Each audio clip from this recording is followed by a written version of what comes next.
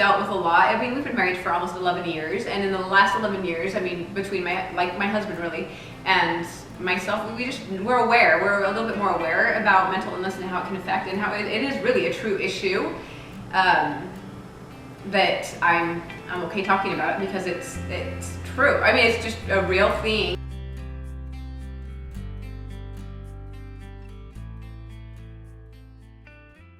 I am Hispanic, full Hispanic. My parents are both from the northern state of Mexico. The name of it is Chihuahua. My parents lived in Mexico when I was born, but because it is a border town, my mom had she came across the border because she's a resident to get her medical care. So I was actually born in the United States, so I'm an American citizen. But the first 5 years of my life I spent in Mexico. So I grew up there until I was about, halfway through kindergarten, we ended up immigrating into America fully. I guess I call El Paso, Texas home, but I went to kindergarten through 12th grade there and just kind of lived on the border, lived kind of a different culture. It really is a different America really down there. I was exposed to both cultures, so I kind of claim that I'm bicultural in that I grew up knowing all of Mexico and visiting Mexico almost on a daily basis because it's just about 10 minutes away from the border. And I'm aware of Mexican culture, I was familiar with Catholicism just because it is such a part of Mexican culture. So I was able to just learn a lot there, and then I was able to also benefit from living in America and living in America and going through the public school system in America, and just benefit from being an American citizen too.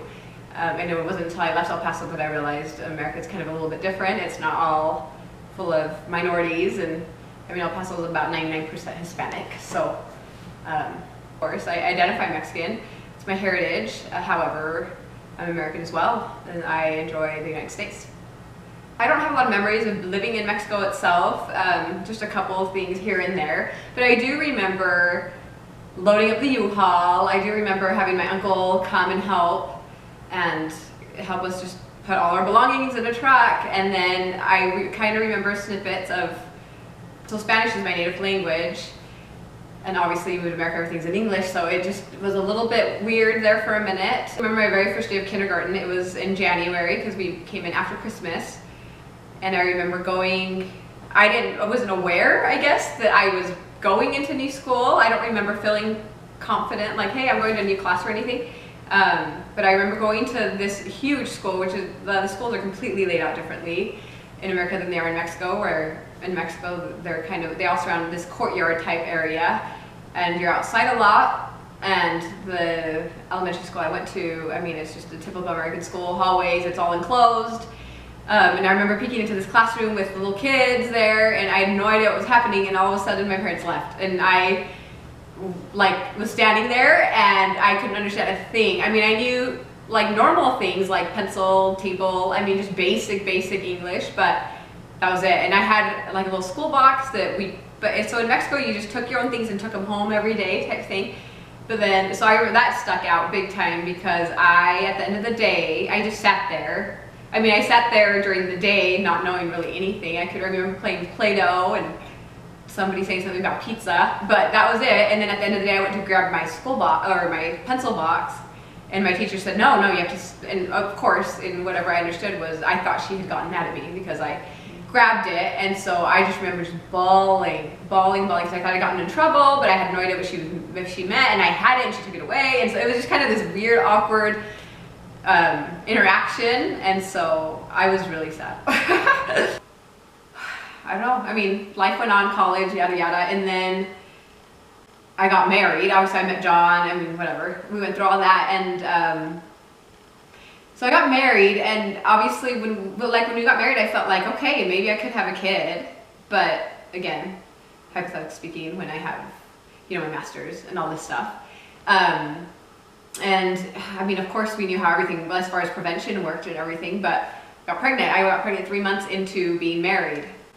So that was rough. I've grown into motherhood as I've had more kids, unfortunately for my oldest, but it just was, I don't know, I was clueless, really. I was a clueless 23-year-old, or 22, 20, I had the baby when I was 23, so it's been harder for me to like immerse myself in motherhood.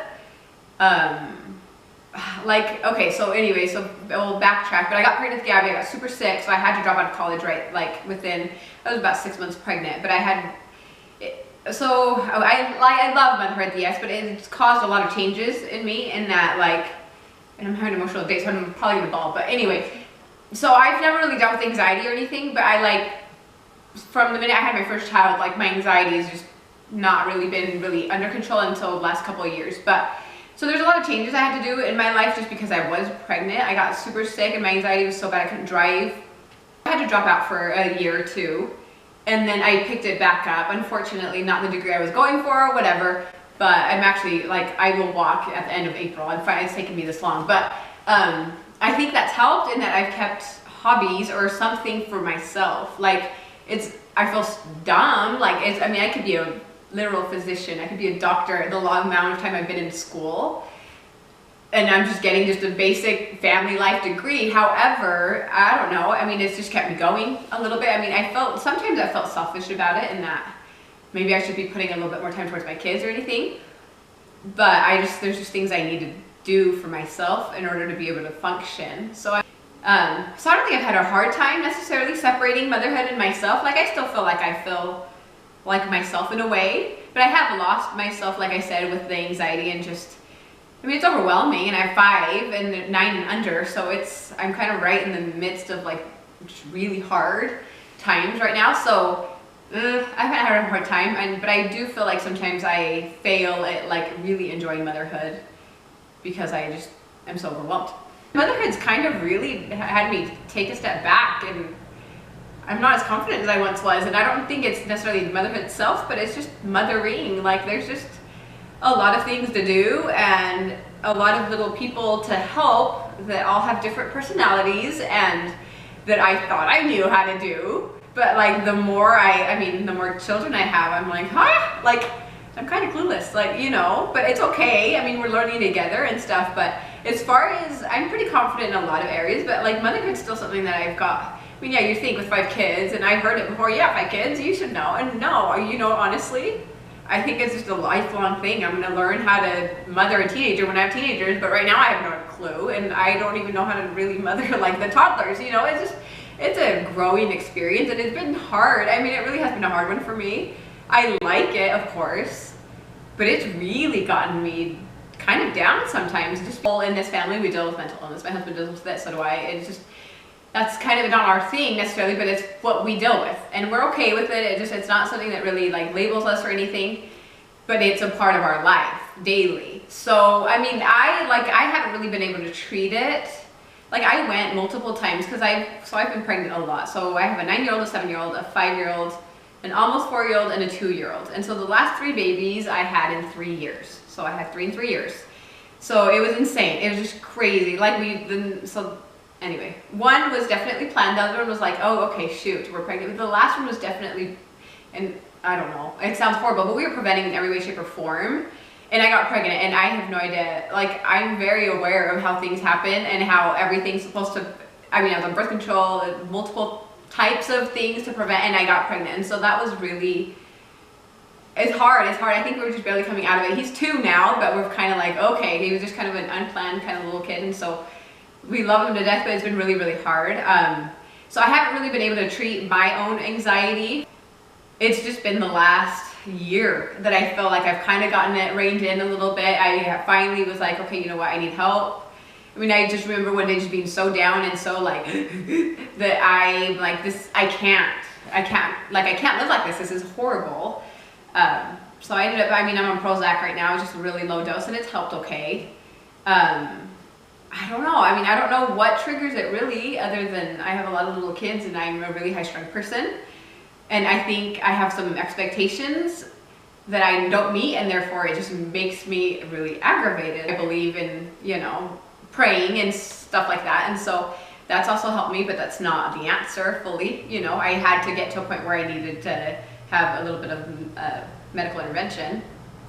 And it's okay. I'm hoping to only be on it for a little bit, and just kind of when the dust settles from having all these tiny little toddlers around, I think I'll be okay, and I feel a lot more like myself than I have in a long time.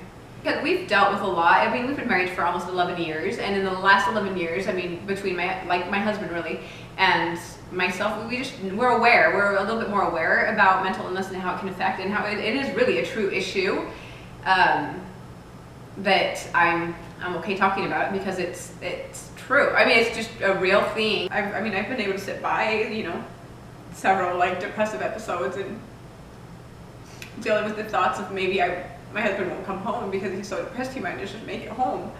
But I don't know. I haven't, not that I go by feeling all the time, because obviously I'm a pretty logical person, but I've had some experiences that have led me to hope that things will be fine. But I mean, it's rocky every once in a while. We're kind of in a really rough situation right now. We just got a new diagnosis, and so, not for me, but for my husband. And so, while it's very comforting in that now we know what we're really dealing with, it's just hard because it's the reality of it being a lifelong battle.